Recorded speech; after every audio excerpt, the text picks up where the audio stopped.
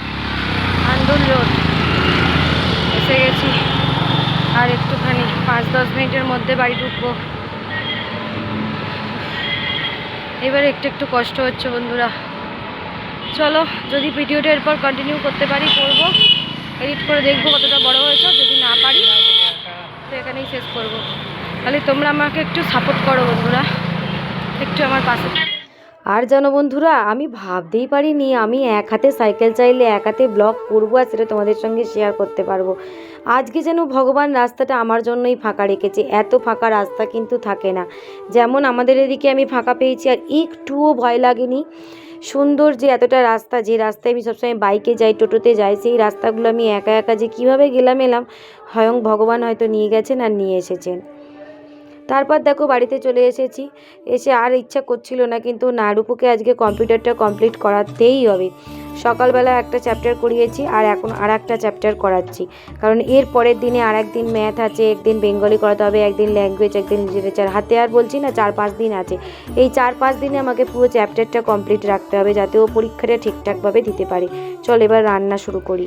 এই দেখো এখানে আছে কড়াইশুঁটি, একটু টমেটো আর একটুখানি আদা চেঁচে নেবো। চেঁচে আর কি এইটাতে চাটনিতে চেঁচে দিয়ে দেবো। আলুর একটা তরকারি করবো দম মতন আর কি, সব রকম মশলা দিয়ে। ওবেলার ঝোলটা দেখলাম আছে অনেকটাই, ছেলে আর বাপ খেয়েছে, খেয়ে রেখে দিয়েছে আমার জন্য। আমি ওটা সাইড করে রেখে দিয়েছি, কড়া পড়া ধুয়ে নিয়েছি।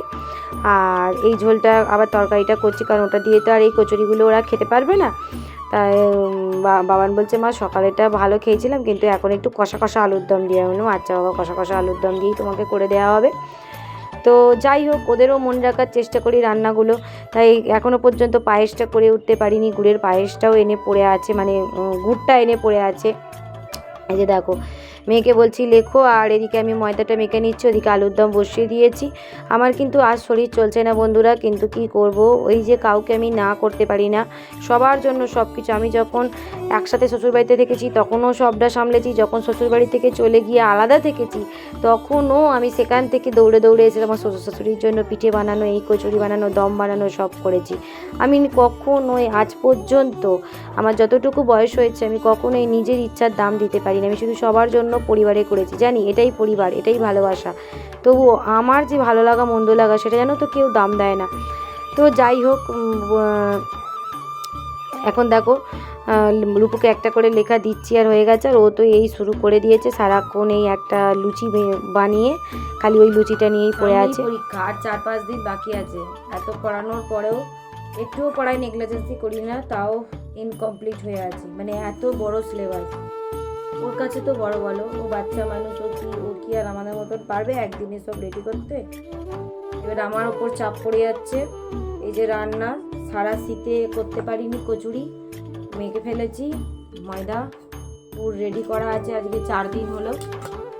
আলুর দম বসতে দিয়ে এসেছি। এর আগেও এই দেখো পুরো একটা পেজ ভরে পরীক্ষা নিয়ে নিয়েছি। এবারে এইটা করাবো, করিয়ে ওকে ছুটি দেবো। মানে মাথায় এখন খাওয়া দাওয়া আমার উঠে যাচ্ছে। আমরা তো বন্ধুরা আমার লুচি দুষ্টুমি করছে, এখন লুচি বানাচ্ছে। আমরা কি বলতো, মায়েরা যেভাবে পরিশ্রম করি না, সংসারও সামলাতে হচ্ছে, লেখাপড়াও সামলাতে হচ্ছে। লেখাপড়া জীবন থেকে ছুটি নেই। কেন বারবার তুমি ভিডিওটা হচ্ছে মাঝখানে মাঝখানে ওরকম ডিস্টার্ব করছো?